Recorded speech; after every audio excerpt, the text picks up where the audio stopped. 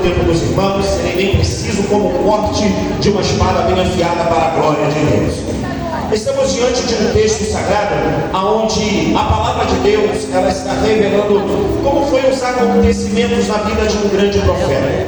Todos nós conhecemos como foi a história do profeta Elias, um profeta que apareceu de uma forma inesperada e também saiu de cena de uma forma inesperada. O profeta Elias vem de uma cidade de Tisbe, uma cidade pequena ao redor, próximo de Gileade, bem pequena, tão pequena que é até difícil de encontrar no mapa geográfico de Israel. Quando nós olhamos para a história do profeta Elias, nós vamos entender algo que nós sabemos, porém dificilmente colocamos em prática. O que é isto, pregador? É que Deus chama quem quer, usa como quer e faz da forma como quer. Deus é aquele que chama aquele que nós não achamos que será chamado. Deus é desta forma, usa as coisas vis e desprezíveis deste mundo para confundir as coisas sábias. Deus chama aqueles que não são para confundir aqueles que são. É por isso que eu não tenho o costume ou hábito de julgar precipitadamente. Nós devemos julgar? Sim, devemos julgar, mas não precipitadamente. Avalie, analise, ore, entenda, e depois que você entender, você examine à luz das Escrituras. Por quê? Porque Deus ele faz desta forma. Deus usa o pequeno para confundir o grande. Deus pega o grande e abate. Quando nós achamos este é aquele que deverá ser usado por Deus, Deus pega aquele que ninguém imagina, coloca a voz na sua boca e faz um grande milagre para a glória do seu santo nome. Essa é a história do profeta Elias. Vem de um lugar que ninguém espera, faz algo que ninguém espera, entra em cena de uma forma que ninguém espera, e quando sai também de uma forma que ninguém espera. É aquele que entra e sai e você não percebe. Assim é o homem de Deus. O homem de Deus ele não precisa de voz, de estandarte, e muito menos de luzes de neon para poder anunciar a sua chegada. Quando ele chega, tu sabe que ele chegou. Por quê? Porque aonde um homem de Deus, a mulher de Deus, o jovem de Deus, a criança de Deus, aquele que é cheio de Deus chega, o adorno do Espírito Santo ao seu redor chega, a presença chega, a glória de Deus também chega, porque a presença de Deus acompanha aqueles que foram chamados para fazer a obra de Deus. Quando você é chamado por Deus, não se preocupe se você está no anonimato. Por quê? Porque Deus pega você no anonimato e coloca na evidência. O momento é esperar o tempo, o problema é esperar a ocasião, o momento é o tempo da espera. Então Deus irá fazer assim com a nossa vida e com a nossa história. Então, olhando para a história do profeta Elias, eu entendo exatamente isso. Por que, pregador?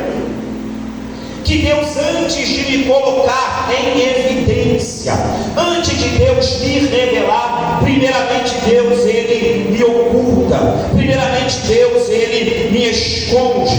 Quando eu olho a história do profeta Elias desafiando os profetas de Baal no Monte Carmelo, eu entendo pelo menos 7 lições nessa história tão poderosa que é a história de Elias no Monte Carmelo. Então 7 revelações de Deus no Monte Carmelo. A primeira revelação é que antes de Deus me revelar, primeiro Deus me oculta.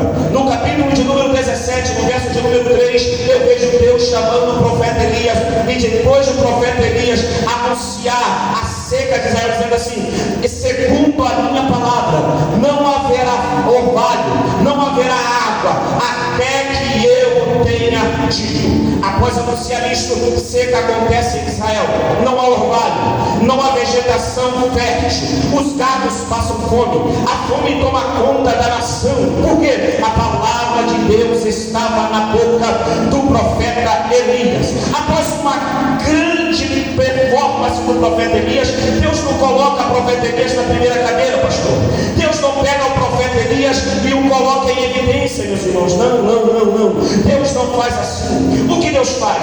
Deus diz para o profeta Elias, no capítulo 17 do livro de 1 Reis, no verso de número 3, assim: vai, se esconde. Aonde? Próximo a Querite, ali perto, aos arredores de Gileade. Olha, Deus poderia ter chamado o profeta Elias e após essa grande performance, assim: agora é a hora, chegou o momento da minha chamada, é agora que eu vou brilhar. Tanto tempo orando, tanto tempo jejuando, tanto tempo buscando a presença de Deus, e agora, depois desse grande milagre, depois desse grande acontecimento, chegou a minha vez. Oh, aleluia, chegou a minha hora, é agora que eu vou falar, é agora que eu vou pregar, é agora que vai acontecer. Não, nós temos que entender com Deus que existe um momento para se aparecer, mas também existe um momento para se esconder. Existe um momento de falar e existe também um momento de se calar. Existe um momento de sorrir, mas também existe um momento de chorar. Porque para tudo há um tempo diante do sol, diante de Deus. Assim disse o sábio: tudo tem um tempo, tudo tem um momento, tudo tem uma ocasião. Existe um tempo certo para as coisas acontecerem, porque este é o momento em que Deus ordena ao profeta Elias: se esconde, se oculte. Bem, queridos, se escolher Deus não é simplesmente estar quieto, cheio de ociosidades e ansiedades. Não. Estar escondido em Deus é esperar o momento certo para aparecer de acordo com a sua vontade.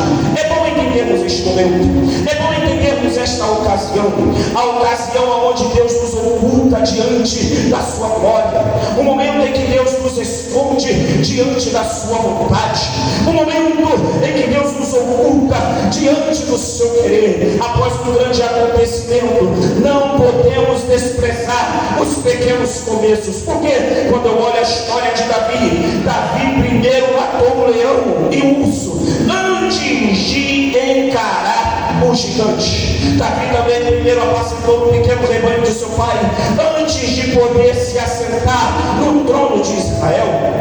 Samuel primeiramente serviu a casa de Eli, serviu os filhos de Eli, para depois ser o Senhor em todo o Israel. Jesus, Moisés, para abrir um avendeiro, ele não tinha grandes apetrechos, grandes ferramentas. Não, foi uma vara de madeira, simples, pequena, mas com aquela vara Deus operou um grande milagre através da vida de Moisés. Jesus, para alimentar uma grande multidão, não precisou de grandes padarias, não, usou 5 pães e 2 peixinhos, e quem trouxe foi um grande homem? Não, foi uma criança achada no meio da multidão. É assim que Deus faz, aleluia. Mas precisamos entender o início, precisamos entender o começo, porque o começo é assim, é desesperador, o começo é assim, é ansioso, ansiedades vem no nosso coração, somos desprezados, ficamos no cantinho, ninguém conhece o nosso nome, ninguém conhece a nossa história, não sabe o que eu passei, não sabe o que o Senhor passou, não sabe o que você passou, ninguém sabe o que eu passo em secreto, mas Deus que vê em secreto, Ele sabe. Porque Davi estava apacentando as pequenas ovelhas do seu pai, mas foi exatamente ali que escreveu os grandes salmos para a glória de Deus. Não importa o seu começo, desde que você comece na presença de Deus. Glória ao nome de Jesus. Não despreze o pequeno começo. Pode começar sem força, pode começar engatinhando, pode começar devagarzinho, pode ir rastejando, talvez sem forças e vigor, mas o segredo é não parar, o segredo é continuar, o segredo é sempre estar indo adiante, é um passo de cada vez. Há um provérbio chinês que diz que ninguém termina uma jornada de uma milha se não derem o primeiro passo. O importante é começar. O importante é sair do lugar. O importante é tomar uma iniciativa.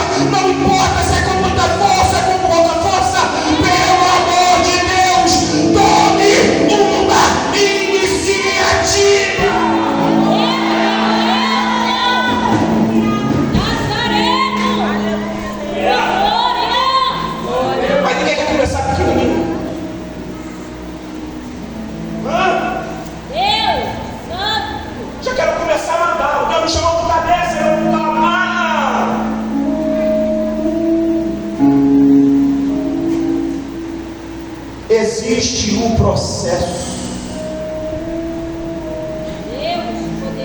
fazer uma pergunta para vocês aqui. Vamos refletir um pouquinho. Quanto que custa um saco de laranja? Alguém pode me dizer o valor? Segura só um pouquinho, fundo musical, deixa eu ver. Alguém sabe me dizer quanto um saco de laranja, de 12 laranjas, quanto custa? Quanto? 11, 10 reais. Então vamos lá. Umas 6 laranjas. 6 laranjas, meia dúzia de laranja. Quanto custa aí? Uns 6, 5 por aí? É 6? Aí você vai ali na tenda, ali na vila, no cantinho, enquanto o rapaz vendendo suco de laranja, um copo. Quanto custa um copo? Os 300 ml de um suco de laranja. Quanto? 4, 5, dependendo do lugar, até 6. Quem já espremeu laranja aqui? Você. Para fazer um copo desse de 300 ml, 400 ml, um copozinho desse aqui. Quantas laranjas você espera? Quantas? 3? Então sua laranja é abençoada. Umas 4, 5, se bobear até 6. Depende da laranja. E depende do que você espreme.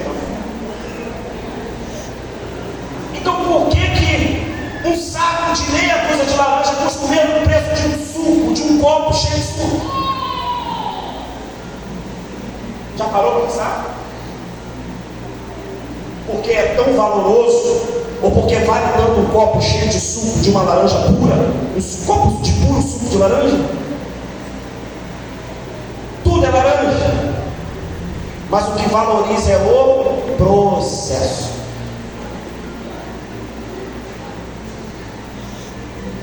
Exatamente isto que nos intriga tanto. Por quê? Porque para começar e terminar o projeto, existe um momento do processo. E eu preciso entender as fases e as estações da vida, para que eu não me frustre e ache que Deus se esqueceu de mim, simplesmente porque não acontece no meu tempo. Eu tenho que entender que com doença ou sem doença, com morte ou sem morte, eu tenho que entender com acidente ou sem acidente, Deus continua sendo Deus. E que independente da minha ociosidade, e que independente da circunstância que eu me encontro, e que independente do meu desespero, Deus não entra em desespero por causa do meu desespero.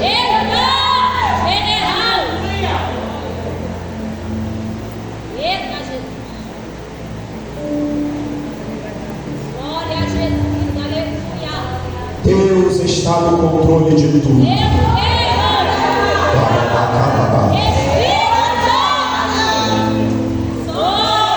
Nada foge do controle de Deus.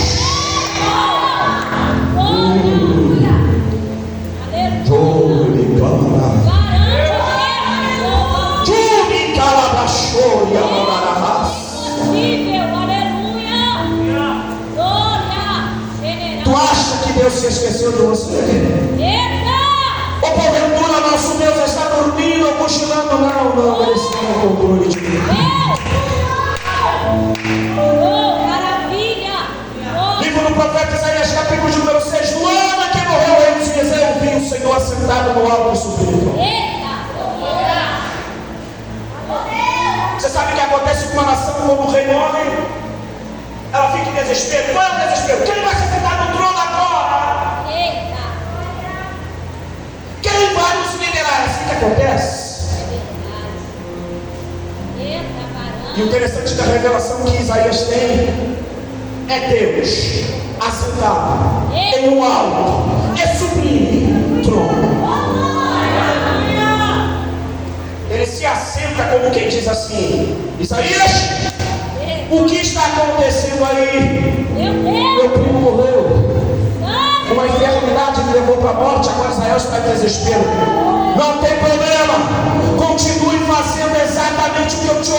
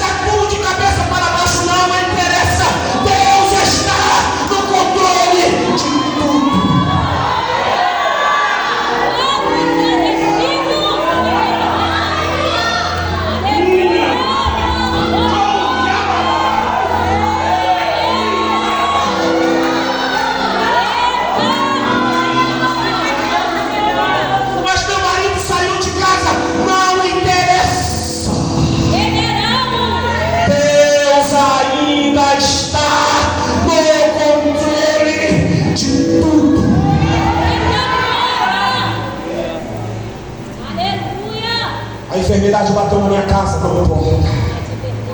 Deus ainda está no controle. E se Deus não perde o controle, é porque é o momento certo de acontecer uma reviravolta na tua vida, uma virada de chave. Levanta a mão que eu vou profetizar para você. O momento certo do melhor de Deus para a tua vida está por 2024 não será igual a 2023. Se prepare, porque algo de Deus vindo para a tua vida. Quem acredita nisso, pega.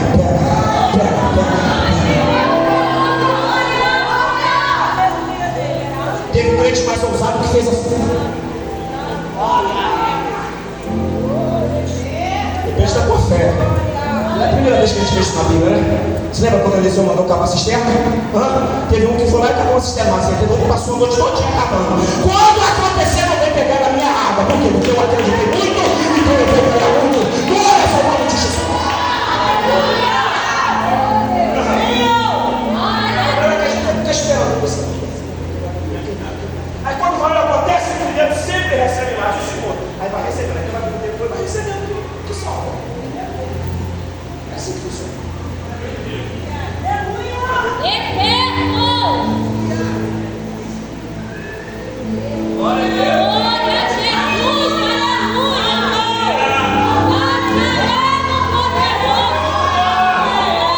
Não despreze o pequeno começo.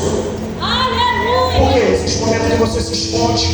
Aleluia! E existe um momento que você aparece. Deus Santo! Isso tudo está determinado pela vontade do Eterno. Segundo, querer significa cortar, separar.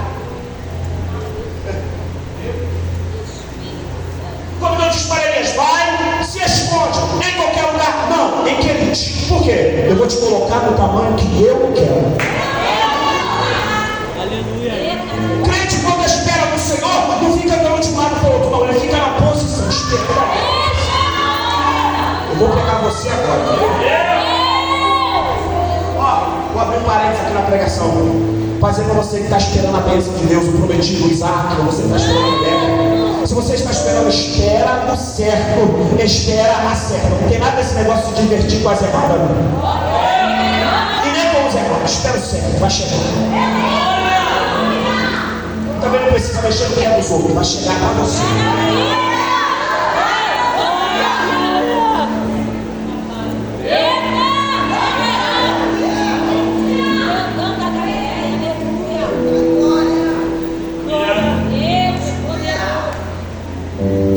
Vai chegar para você. O que o crente dessa geração não entende é que o que é seu vem no seu nome, no seu CPF, no seu endereço. Você não precisa correr atrás de bênção. Quando você está na posição, a bênção do Senhor vem até você. Esperar em Deus é esperar com paciência. Estar em Querite é estar se alimentando daquilo que Deus coloca na tua mão, até o melhor de Deus vir para você, até acontecer um plano da tua vida, da tua história.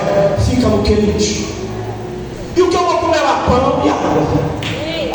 De vez em quando vem umas carnes para você também, mas o pão é o que? É o básico. Oh, glória! Eterno e tremendo Altíssimo. Às vezes para lá no pão e água, assim, um churrasquinho da casa do vizinho. Aleluia!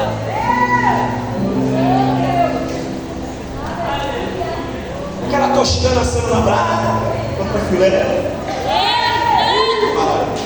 Quero ver toda a glória. Tu tá lá só com maná. A palavra maná quer dizer o que é isto?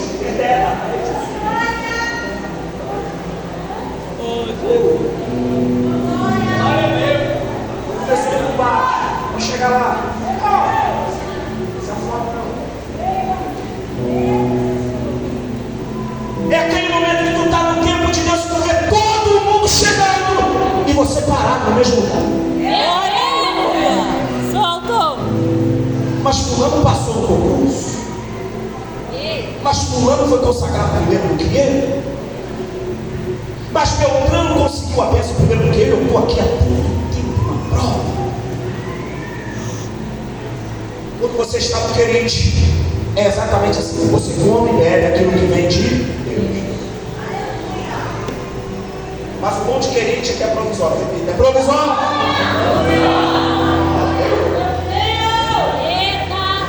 Vou repetir. O bom de querente que é provisório. É por um bom período de tempo. Existe hora, existe data para terminar. A prova que vem de Deus para te colocar na medida certa, Deus não te joga na prova lá e esquece de você. Ele não faz isso. Existe hora, data marcada para poder terminar. E eu sinto de Deus que este tempo da tua vida está chegando. Porque Deus é o Deus do monte, mas também é Deus do vale. Porque tem muita gente aqui em cima que não foi Deus que colocou. E tem muita gente no vale que é Deus que colocou lá. Exemplo. Mateus capítulo 4.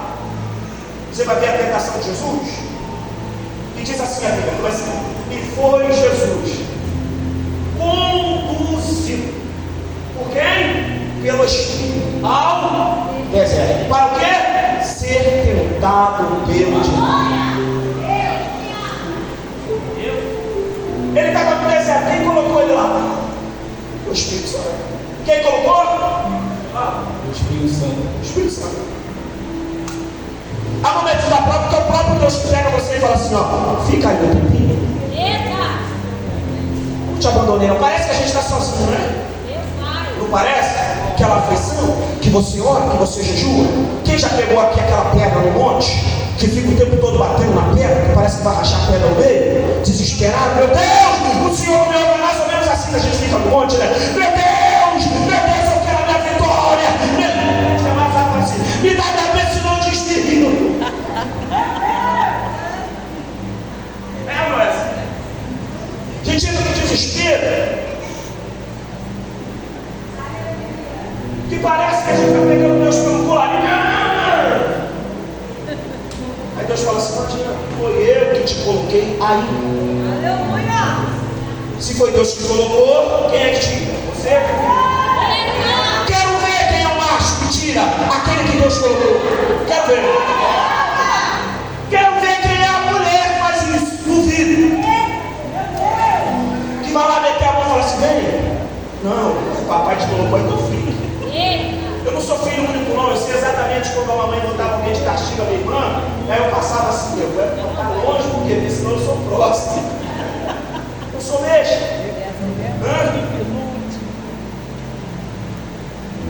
Eu vou me meter na peixe? Nada. Então eu vou ficar aqui quietinho, por quê? Porque daqui a pouquinho quem vai ser? Sou eu. Aí o texto continua, como é que o texto continua? E o diabo levou Jesus e o levou até onde? Ao lugar mais alto. Diz assim, tudo isso aqui é meu. Eu te darei esse postulado. Quem colocou Jesus lá? Quem? Está com medo de falar? Não foi o Espírito Santo. O Espírito Santo colocou Jesus no deserto. E quem colocou Jesus no lugar mais alto? Foi o diabo. Então tem muita gente que está no alto e foi o diabo. Tem muita gente que está desfrutando de algo que não é digno, porque o diabo colocou. E a gente está ali na prova, no deserto, e acha que Deus nos esqueceu de fazer como a coroa disse, eu quase me desviei, porque parece que não é Deus. O cara dá calote, tem calor. O cara tem carro, o calor desse, só Jesus na causa, o ar-condicionado aqui na porta, o ventilador. Vou botar um gato para alguém. Vou fazer igual.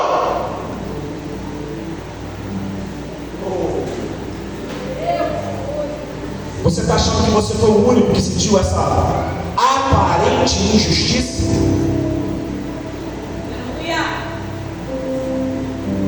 Aí de repente olhou e falou assim, não,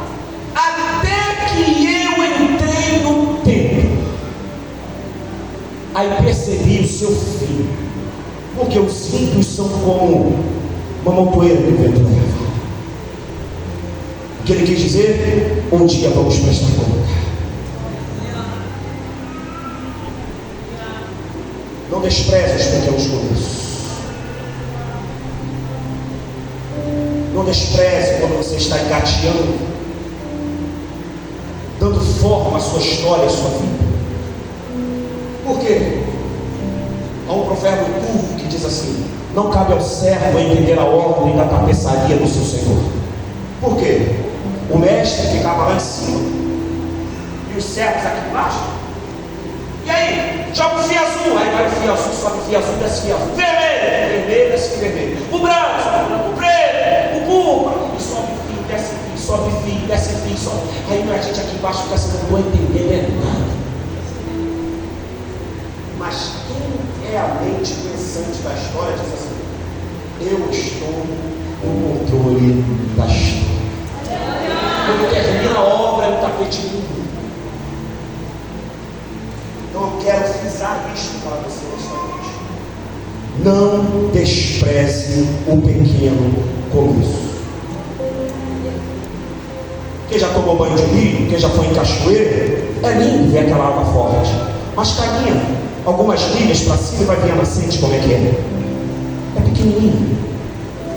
Se bobear, quase você não consegue ver, ela vai borbulhando. Quem olha aquela nascente crescer diz assim: isso aí tem força de nada, não vai dar nada disso, é fogo de palha, não vai acontecer nada.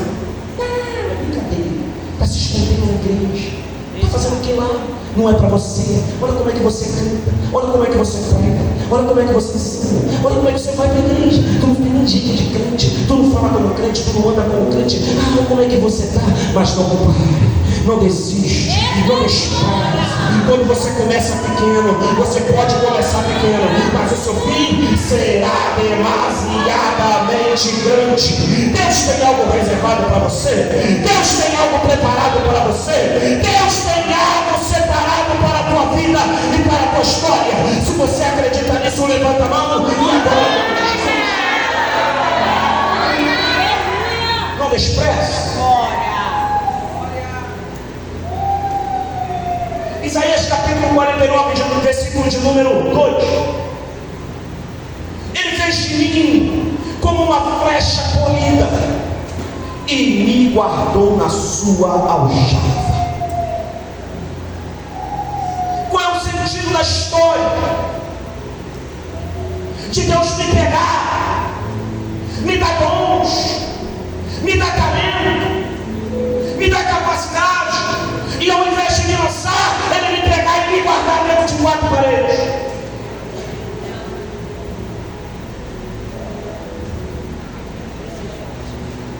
É por isso que tem muita gente andando de um lado para o outro. Eu vou para essa igreja aqui, agora eu vou para essa igreja aqui, agora eu vou para essa igreja aqui, agora eu vou ficar aqui, agora eu vou ficar aqui.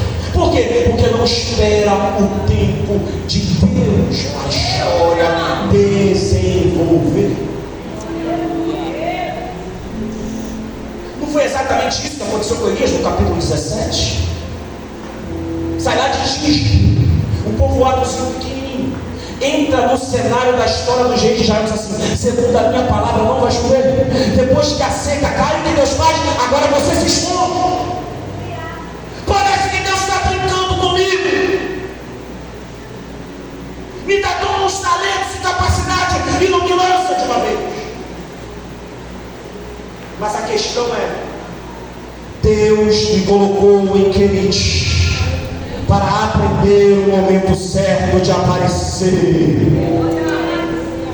É para entender que existem momentos em que você vai e há momentos que você deve ficar parado. Porque como é uma flecha na aljava, ela fica de cabeça para baixo. Que é a flecha? Aqui é a haste da flecha.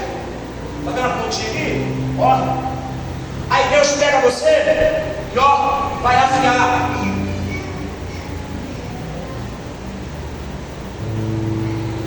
Quando você afia a haste da flecha, a intenção é o quê? Usar, eu não é? Aí Deus pega e faz assim, ó. Guarda a mão já.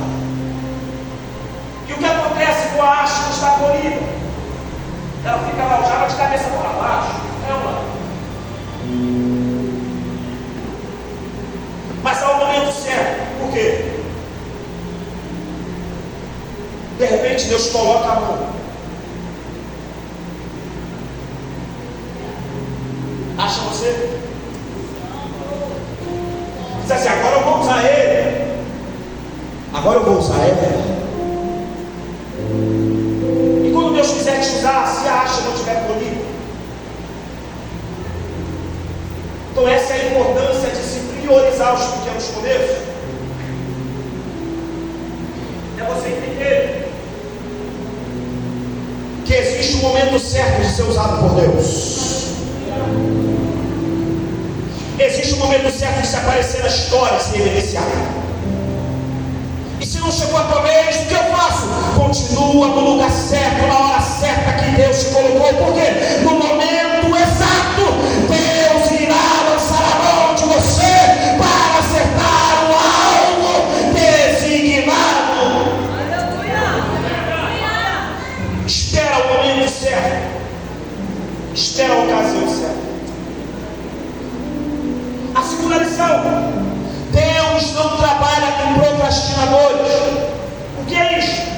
Procrastinar. Ato ou efeito de procrastinar: demora, delonga, adiamento. Aonde eu vejo isso? No verso de número 21 ao 24. Olha o que está escrito. No verso de número 1 ao 24: até quando vocês ficarão pulando de um lado para o outro? Se o Senhor é Deus, sigam.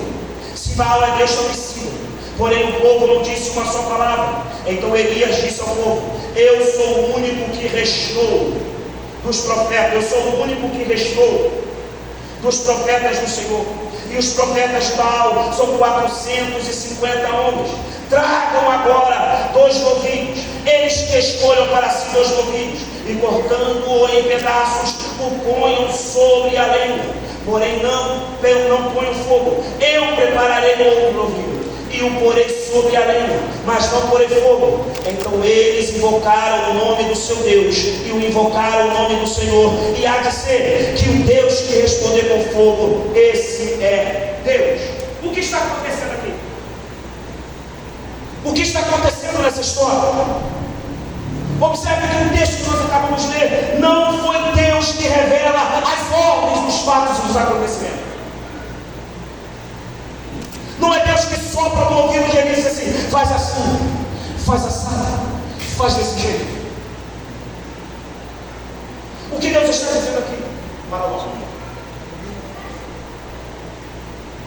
é que nós devemos aprender a tomar a atitude, a tomar a iniciativa, aprender a se movimentar, uma vez entendendo a vontade de Deus, não tarde em cumpri-la. Porque o Deus que eu sirvo, o Deus da Bíblia, não é o Deus que fica falando como tagarela várias vezes. Não. Deus é o Deus que fala uma única só vez. Depois ele vela pela sua palavra para cumprir. O que é isso? Deus, ele ordena, depois acende a lâmpada e fica aguardando até aquilo que ele disse acontecer na tua vida e acontecer na tua história. O que está acontecendo na história? Elias toma uma iniciativa baseada naquilo que ele entende que Deus falou. Deus diz para o profeta toma iniciativa, e a partir daí a história acontece. Deus não trabalha com crente parado. Deus não trabalha com crente desanimado. Deus não trabalha com crente que abandona. Deus não trabalha com crente que desiste.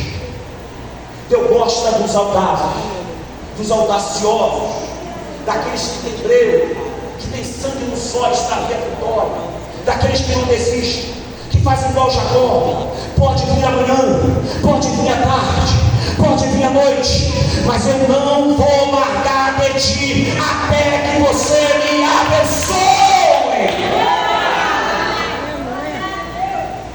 Não vai sair daqui enquanto não me abençoares. O problema é que nós oramos bem e achamos que Deus não ouve. Ele ouve, mas às vezes ele quer que você dê mais fundo.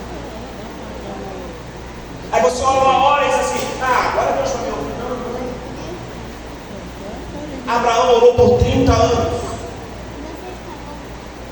Parecia que Deus havia esquecido dele. Mas de repente Deus grita o nome de Abraão. E no meio da tenda Deus diz assim: Abraão, sai da sua tenda. E Abraão não sai como se tivesse com o peso nos ombros. Abraão não sai como se tivesse com dificuldade de relacionamento. Abraão sai e prontamente diz assim: fala, Senhor, que o teu servo ouve. 13 anos orando ao Senhor, 13 anos buscando a face de Deus, 13 anos sem ouvir a voz de Deus. E quando Deus fala, Abraão estava no mesmo lugar, na mesma hora que Deus o havia deixado.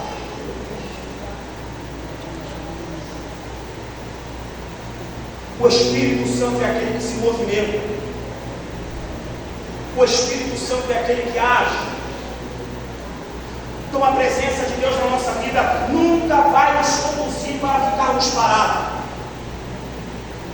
A presença de Deus para a nossa vida nunca irá nos iniciar ou nos conduzir para ficar no marasmo do mesmo jeito. Se você tem 10 anos, 5 anos de crente e continua do mesmo jeito que como começou a fé, está errado. Tem que haver uma evolução, tem que haver um crescimento, um desenvolvimento. Porque o Espírito Santo é aquele que se move. O Espírito Santo é aquele que age. Atua. Você lê em Gênesis capítulo 1, no verso de número 1 e 2, o que está escrito no texto? No princípio criou Deus os céus e e a terra estava sem forma e estava vazia. E o que o Espírito Santo fazia de um lado para o outro? Parava. O Espírito Santo se movia. O Espírito Santo atuar. Está um caos. Está parado? Está. Está sem forma? Está. Mas o Espírito Santo não estava parado. Ele andava de um lado. Ele andava para o outro. Ele andava para o lado. Ele andava para o outro. Porque o Espírito Santo é aquele que se movimenta. Pode estar um caos, mas o Espírito Santo está dizendo: dá jeito. Pode estar desesperado, mas o Espírito Santo está dizendo: dá jeito. Pode estar sem forma, mas o Espírito Santo está dizendo: tem jeito. Está nas drogas, tem jeito. Está no tráfico, tem jeito. Está na prostituição, tem jeito. Pode estar caído, pode estar abatido, mas enquanto houver vida, o Espírito Santo atuará e agirá para trazer você para a presença. O problema é que em momentos em que o pau quebra, um momento em que a situação está contraditória, aquilo que nós julgamos ser bom ou aquilo que nós julgamos ser prazeroso,